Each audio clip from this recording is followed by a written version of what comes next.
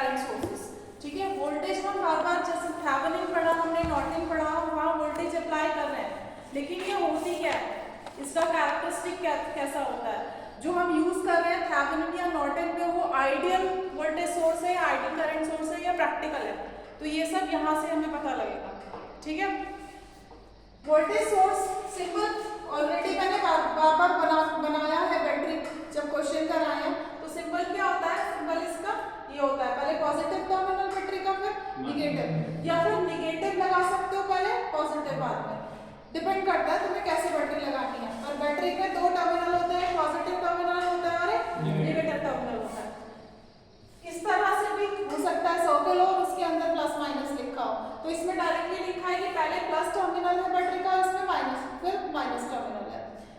ये एक है। अगर एसी वोल्टेज रिप्रेजेंट करनी है, अगर कहीं हमें एसी वोल्टेज लगाना है, तो एसी वोल्टेज के केस में हम इस तरह से रिप्रेजेंट कर देते हैं, लाइक साइन वेव के थ्रू, क्योंकि मैंने एसी समझाया था तुमको, sine wave, cosine wave, square wave, इस तरह से ये वेव्स जो होती हैं जो रिपीट करती रहती हैं खुद को विद रिस्पेक्ट टू टाइम, वो एसी होता है।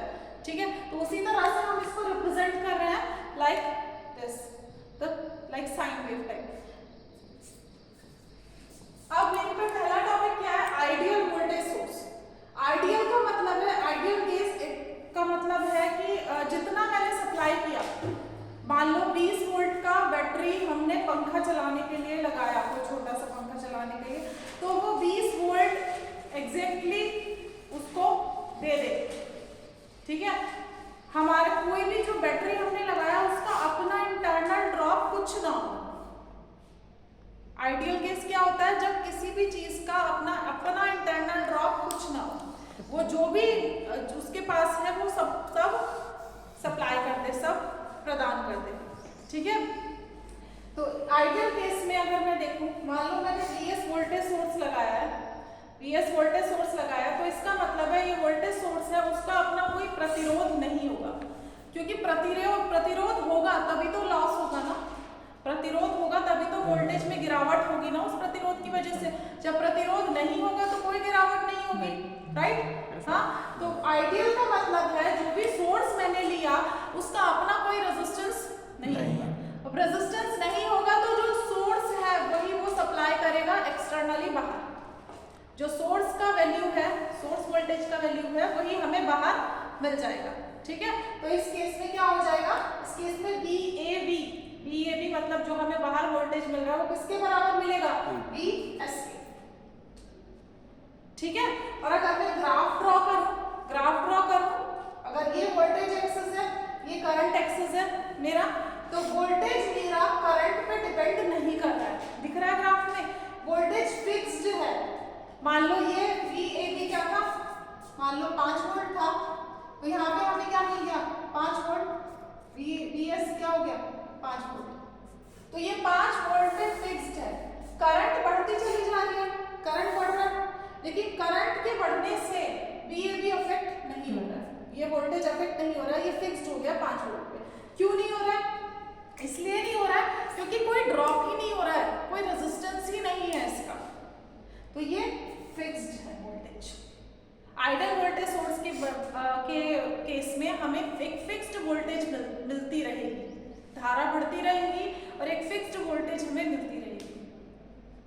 ठीक है, इसलिए ये कैरेक्टरिस्टिक क्या है, ये क्या है, लाइक जैसे हमने डीसी वोल्टेज टाइप पढ़ा था उस तरह की कैरेक्टरिस्टिक है ना, डिपेंड, वहाँ डीसी वोल्टेज टाइम पे डिपेंड नहीं करता था, यहाँ ये वोल्टेज करंट बढ़ने या घटने की वजह से इसमें कोई प्रभाव नहीं पड़ेगा।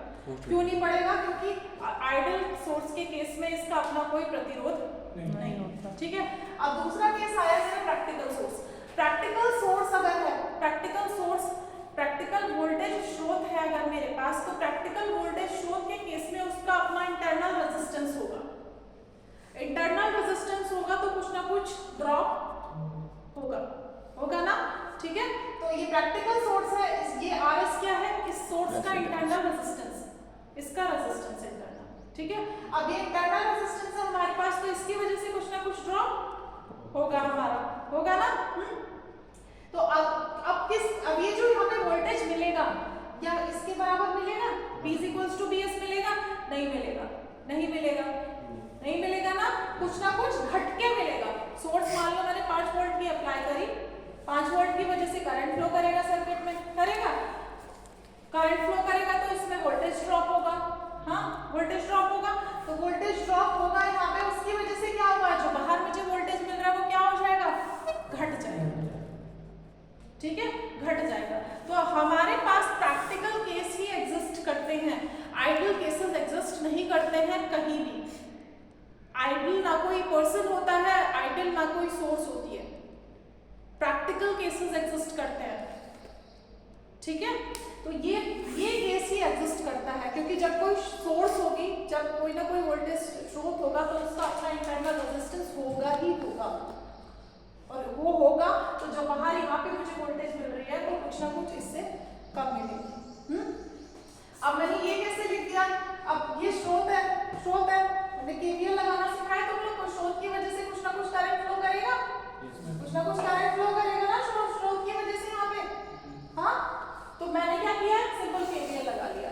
मैंने बताया जहां करंट एंटर कर रहा है वहां प्लस लिख लो, जहां से करंट बाहर निकल रहा है वहां माइनस लिख लो, और उसके बाद क्या लगा दो, केवीएल। केवीएल मैंने लगाया तो क्या हो गया, minus BS plus I into RS plus B is equals to 0। B क्या हो गया मेरा, BS minus I into RS, ठीक है। अब जैसे जैसे अब मेरे को यहाँ से अगर मुझे ये ड्रॉ करनी है कैरेक्टरिस्टिक, तो मुझे यहाँ से दिख रहा है जैसे जैसे आई बढ़ेगा, इंक्रीज होगा, वैसे वैसे ये क्या होगा, अभी डिक्रीज होगा, दिख रहा है ना, ये बढ़ेगा तो ये कम होगा, क्योंकि ये बढ़ेगा तो ये BS माइनस 10 ये बढ़ेगा और ये ओवरऑल वोल्टेज कम हो जाएगा। तो मैं कैरेक्टरिस्टिक यहाँ पे ड्रॉ कर सकती हूँ, कैरेक्टरिस्टिक ड्रॉ हो सकती है यहाँ पे। इस केस में क्या हो रहा है, इनिशियली जब करंट 0 है, करंट यहाँ पे मैं 0 रख दूँ, आई अगर मैंने 0 रख दिया, B किसके बराबर आ जाएगा, BS आ जाएगा, हाँ B किसके बराबर आ गया, BS। अब करंट जैसे जैसे मैं बढ़ा रही हूँ, करंट जैसे जैसे बढ़ा रही हूँ, ये वोल्टेज वैसे वैसे कम होता चला जाएगा, दिख रहा है। तो विद रिस्पेक्ट टू करंट जो ये VAB वोल्टेज है वो डिक्रीज होगा। सर्किट आइडियल केस में जैसे जैसे करंट बढ़ता चला जाएगा, वैसे वैसे जो हमें एक्सटर्नली वोल्टेज मिल रही है वो कम होती चली जाएगी, ठीक है। आ गया सबको समझ में, ठीक है। अभी हमने वोल्टेज सोर्स पढ़ा, वोल्टेज सोर्स का आइडियल और प्रैक्टिकल केस देखा। अब क्या देखेंगे हम, करंट सोर्स, ठीक है। अब करंट सोर्स का जो सिंबल होता है, करंट सोर्स का सिंबल क्या होता है, ये अगर हम एक आरो टाइप बनाते हैं तो वो क्या है, मेरा करंट सोर्स है, करंट वो शो करता है कि करंट फ्लो कर रहा है, ठीक है। इसके बाद आइडियल, पहला क्या है, आइडियल केस करंट सोर्स का। आइडियल केस में क्या होगा, जितना करंट हम सप्लाई कर रहे हैं, आइडियल का मतलब है जितना करंट सोर्स ने करंट दिया उतना मिल गया हमें, जो कि पॉसिबल नहीं है, बट आइडियल का मतलब यही होता है, ठीक है। तो जितना करंट हमने दिया उतना हमको मिल गया, मतलब IS इस सोर्स ने करंट दे रही है, और जो बाहर मिल रहा है यहाँ पे अगर हमने A और B के बीच में कुछ लगा दिया तो वो क्या कितना मिल रहा है, IS ही मिल रहा है, I is equals to IS। Ideal के केस में क्या होगा, I is equals to IS, हाँ उतना ही करंट, जितना सोर्स सप्लाई कर रहे हैं हमें हमेशा उतना ही करंट मिल रहा है आइडियल के केस में। इसका मतलब अगर मैं कैरेक्टरिस्टिक देखूं तो कैरेक्टरिस्टिक के हिसाब से आइडियल के केस में क्या होगा, करंट हमेशा IS रहेगा, वोल्टेज पे डिपेंड नहीं करेगा, वोल्टेज की वजह से कोई चेंजेस नहीं आएंगे करंट, ठीक है। अब लेकिन हमारे पास केस कौन सा होता है, प्रैक्टिकल केस होता है ज्यादातर। तो प्रैक्टिकल केस का मतलब है उस सोर्स का कुछ ना कुछ रेजिस्टेंस होगा, प्रैक्टिकल केस का क्या मतलब है, उसका अपना कुछ ना कुछ प्रतिरोध होगा, हाँ। वोल्टेज सोर्स का प्रतिरोध सीरीज में होता है, करंट सोर्स का अपना प्रतिरोध, इंटरनल प्रतिरोध पैरेलल में होता है, ठीक है। तो ये सोर्स का इंटरनल प्रतिरोध, इंटरनल रेजिस्टेंस करंट सोर्स का किस में होता है, पैरेलल में होता है, और वोल्टेज सोर्स का इंटरनल रेजिस्टेंस किस में होता है, सीरीज में होता है। प्रैक्टिकल केस का मतलब है उसका अपना रेजिस्टेंस है, ठीक है। अब रेजिस्टेंस है, यहाँ पे रेजिस्टेंस है, कुछ ना कुछ लगा हुआ है, तो जो करंट यहाँ से सप्लाई हुआ IS हुआ, वो करंट यहाँ तक आया। अब यहाँ उसको दो रास्ते मिल रहे हैं, इधर जाने का भी मिल रहा है और इधर जाने का भी मिल रहा है, तो इस रेजिस्टेंस की वजह से कुछ ना कुछ करंट यहाँ आ जाएगा, आएगा ना, और बाकी करंट इधर जाएगा, लेकिन पूरा करंट यहाँ नहीं मिलेगा। जो ये रेजिस्टेंस है इसका इंटरनल करंट सोर्स का, उसकी वजह से कुछ ना कुछ करंट लॉस होगा, ठीक है। जब थेवेनिन में करा रही थी तो थेवेनिन ने बोला था कि वोल्टेज सोर्स को शॉर्ट सर्किट से रिप्लेस कर दो, यही बोला था, करंट सोर्स को ओपन सर्किट से रिप्लेस कर दो। क्यों बोला था? क्योंकि करंट सोर्स हम चाहते हैं कि हमें कंप्लीट आइडियल केस हो, जो हम सप्लाई कर रहे हैं वो हमें मिले। तो अगर करंट सोर्स को ओपन सर्किट से रिप्लेस करने का मतलब है इस रेजिस्टेंस को, जो इंटरनल रेजिस्टेंस है, इसको मैं इनफाइनाइट कर दूं। अगर मैं किसी भी चीज को इनफाइनाइट कर दूं, बहुत बड़ा कर दूं, तो ये ब्रांच ओपन हो जाएगी, ठीक है। अगर रेजिस्टेंस कहीं भी है उसको मैंने इनफाइनाइट कर दिया तो वो ओपन हो जाएगा ब्रांच, और रेजिस्टेंस कहीं भी है उसको मैंने जीरो कर दिया तो जीरो का मतलब है वो ब्रांच शॉर्ट हो जाएगा। वोल्टेज सोर्स के केस में शॉर्ट सर्किट से रिप्लेस कर देते हैं, क्योंकि वोल्टेज सोर्स के सीरीज में है रेजिस्टेंस, सीरीज में है तो वो रेजिस्टेंस हमें जीरो चाहिए, इसलिए हम शॉर्ट सर्किट से रिप्लेस कर देते हैं। पैरेलल में है तो हम चाहते हैं ये ब्रांच खुल जाए, ये ब्रांच हट ही जाए, हमें इसकी आवश्यकता नहीं है, इसकी वजह से हमारा लॉस हो रहा है, तो हम क्या करेंगे, इस रेजिस्टेंस को इनफाइनाइट कर देंगे, आइडियल केस में जो हम थेवेनिन में कर रहे हैं, ओपन सर्किट शॉर्ट सर्किट इसलिए कर रहे हैं वो चीज, हम आइडियल केस चाह रहे हैं, ये वाला केस, बट अवेलेबल क्या है, ठीक है। तो यहाँ पे IS जो करंट सप्लाई हुआ I1 प्लस I के बराबर होगा, I यहाँ पे जो करंट मिला वो कितना मिलेगा, IS माइनस I1।